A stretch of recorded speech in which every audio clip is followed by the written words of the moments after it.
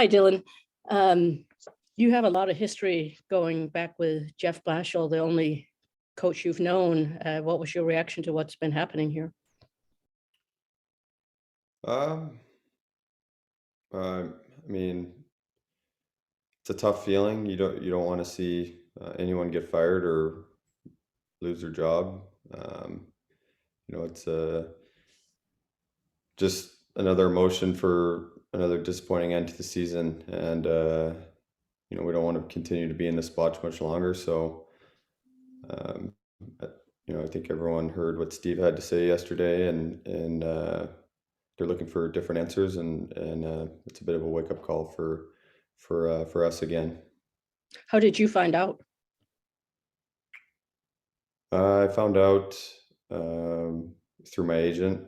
I think shortly after it was on Twitter. So yeah, And just, I mean, you brought up a new coach. What kind of is your anticipation there for how things might change?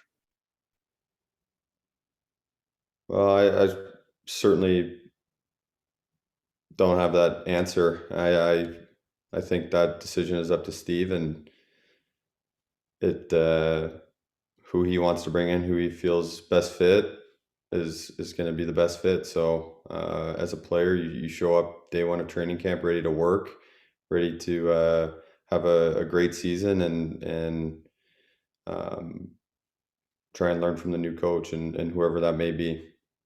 And just lastly, with you, was it just a matter of pain management down the stretch that led you to surgery? I know you hadn't been practicing there for a while before you.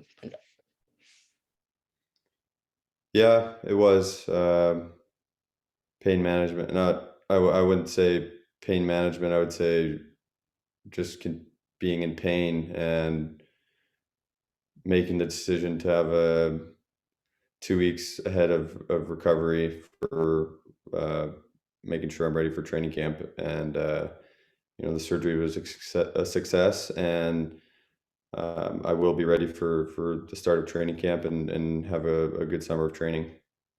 Thanks. Answer Khan.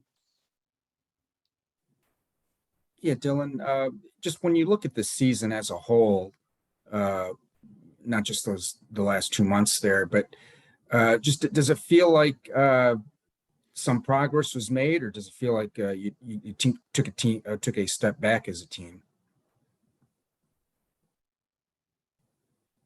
I think certainly reflecting on the season, I believe that we're in a better spot today than we were a couple of years ago. You draft players, and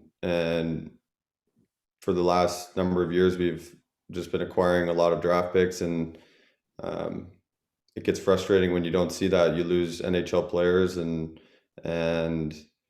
you don't get anything in return. And to now finally see the Lucas Raymonds and the Mo Siders come into our lineup and have an impact, it certainly gives me hope for the future, because they're really good players, they're really good people, really high character guys. So I think as now that they're starting to come, it makes me excited and more optimistic about the future. Absolutely. Steve stressed patience yesterday when talking about the rebuild. Now, you've been here throughout the whole process. As a player, is it difficult to stay patient? Um, I think it's difficult to be in this position again, yes, but I love being a Detroit Red Wing, and I love the passion that our fans brought to the rink this year. I love that we have a great group of young players, and a great locker room that has certainly made the hard times much easier, showing up to the rink with going to battle with good people.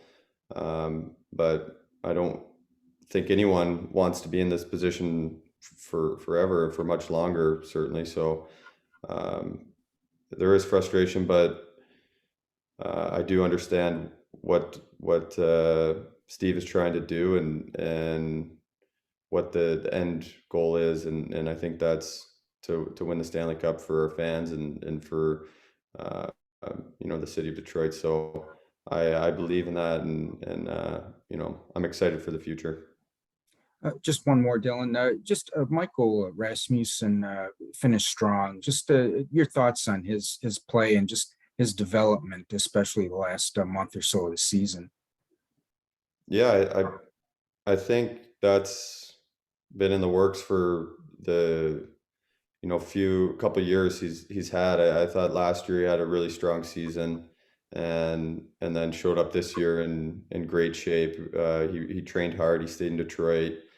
He worked on his skating with our skating coaches all summer, and I think at some point in February, March, they put him on the wing, and he really started to use his speed. And he's a big man, and he can really skate. So he started to use his speed. And with the injuries we had, he kind of bounced back to center and played a little bit of wing, kind of played everywhere. But he played really well, and he played with confidence. And I really hope, and I know that as he continues in his career, with that confidence and with that skating ability, with his big size, he's going to be a dangerous player and a really important player for our team.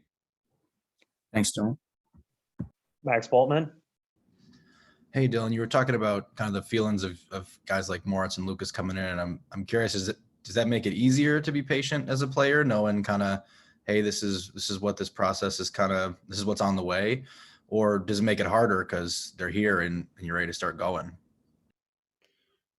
Well, first of all, I think I misanswered that question and just talked about those guys when the question was about the season overall. And I really do think this season there was a lot of positives where we played well to start the year, and after the trade deadline, we traded away some key pieces, some key guys in the locker room that were really character guys, and they always played hard and they always played well. And even when times were bad, they always showed up, and we really missed that down the stretch. But really up until then, I thought we were very competitive, and we went into games and we wanted to win. We knew we could win, and um, that was a really good feeling. And all of a sudden, after the trade deadline, we had that month of February where it was a lot of practicing and not much, not many games, and we played against high competition, and it kind of just, we didn't match up well, and it took our confidence away, and really set us back in what we want to do that year. So that was definitely disappointing. But to answer your question, Max, I think seeing those guys, they're great players, but you look at the teams in the playoffs, they have four lines that have great players in 60. So it takes a lot, and I know the team is committed to hopefully getting there sooner rather than later. So I think I have been patient, and I continue to have patience, but also want guys to know, and I try and lead by example in the way of we can try and change this ourselves as well. And one guy can't do it, but you get a good core of guys that we can start to really move this thing in the right direction. And then could you kind of put Tyler's season in perspective for us? Like what, I think earlier in the year you said you were proud of kind of the season that he was having. What do you think of when you look back on him getting to 30 goals, 60 points for him? Yeah, well, I think I watched the game from home, and um I was upset. I wanted to be there for that, and you just look, if you want to watch the clip and look at the reaction of the bench after he scored his 30th goal, and um, you see the smiles, the guys literally jumping up and down. That's all you need to know about Tyler right there. He's a great teammate. He's a great friend, and he uh, he works his butt off. He comes to the rink and works and plays hard, sticks up for his teammates, and this year he scored a lot of big goals, and he had a really really good year. So it's a pleasure playing with him, and you know what, I think just that clip, you know, I watched it and I was, you know, I was really proud of him, and that's all you need to know is just to see how much he's loved in our locker room, and how great of a team player he is. Thank you. Yeah. Brad Galley. Hey Dylan, we peppered you on questions for about over a year, almost 2 years, about being a captain, how you were going to lead, what your message was going to be in the room. But the best way to lead is often by example. And I mean, you were on pace for a career year before the surgery. What do you make of your season overall, and how big was it for you to have the season that you had in front of this young group? I think it felt good to get back to the way I know I can play, and I really felt came into this year and wanted to drive the play and use my skating ability and kind of relax and just play, and I felt um, there was a lot of adversity and um some things in my control, some things not in my control that kind of happened, and a lot of distractions. And I was proud of myself how I kind of just tried to stay consistent in uh, my character and how I showed up to the rink and how I was there for the guys, and it was difficult at times, but I think I was most proud of that. How important is it for you to get a deal done, an extension done this summer, and how confident are you that a deal will get done? I'm pretty confident. I haven't been in this position with Steve, so you know, I'm excited to uh, see what he has to say, and you know, I'd really like something to get done. So yeah, you know, I think my agent hasn't. I've just been talking with him, so uh, I don't know if there's been conversation yet. So we're just kind of waiting to hear. Good to see you, man, on the bookshelf, getting classier and classier every time we Zoom with you. Thanks, Brad. Needs more trophies. Ted Colfin. Hey, Dylan, good to see you. I mean, following up on Brad's question, I mean, could you even envision yourself being anywhere else, really? I mean, in a way of speaking, I mean, you seem you're so entrenched in the area. I mean, have you ever given any kind of thought that way? Um, no, not really. I think just as I've gotten older and more experienced in the league, you and then have really seen it firsthand with some of my past teammates and friends that have really learned the business side of the game, and um, I've been fortunate enough to be here for just finishing my 7th season, and you know, I really love being a Red Wing, and I love being the captain of the team, and I think this team is going to do special things in the near future. So I don't really envision myself being anywhere else, but I also do understand there's a business side of hockey, and so to answer your question, Ted, no. No, it's a good answer. As far as, I mean, you kind of alluded to it before, but do you think in a lot of ways this was your best season professionally? I mean, just the way you rebounded that way and just the focus. I mean, was there a lot of positives personally to take out of it that way?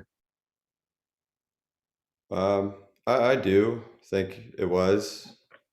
I felt at times I could, you know, take over a game and you know, be a, a big difference maker. So I hadn't had that feeling in a while, and you know, that's confidence, and I really prepared as much as I could last year after being injured as well. But I felt I was very prepared and had a great summer, and did a few different things, and you know, it really worked out for me.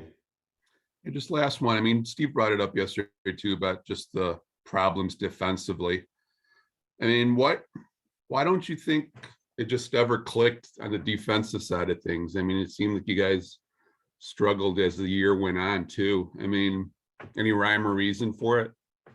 I talked about communication a lot, especially after some tough losses, and you know, watched the playoffs last night, and you watch the teams that are there, you know, the 16 teams, and I think about how they play, and you know, they work together so well by communicating and moving the puck when they're going back for pucks on breakouts, and they get out of the zone pretty quick, and when they do get stuck there, they're all talking and pointing and screaming at each other. So I think as a young team, we lacked in that, and there wasn't a lot of talk out there, and you know, I think guys have to learn that the more you talk, the more it just helps everyone out. Sounds good. Thanks for this, Dylan. Art Regner. Hi, Dylan. First of all, how are you feeling? Are you feeling good? I mean, I know you said you're on schedule, but when I think core surgery, I think of Cabrera and Verlander, who both had a rather lengthy recovery from this, but you're feeling good. Will you be on the ice soon? Yeah, I do feel good. The first week was really tough, but you know, I'm up moving now and upright, so I think I've been doing treatment at the rink, and so I think I'll be on the ice hopefully, you know, when I'm scheduled to. So when they give me the green light to go out there.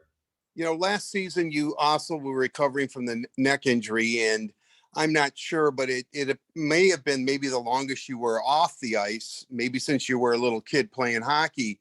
Was that beneficial from the standpoint of letting you clear your head and just get away from things and settle it down? Do you look at it as being not a positive thing so much, but kind of an allowing you to recharge off the ice as being off, being off the ice, if that makes sense?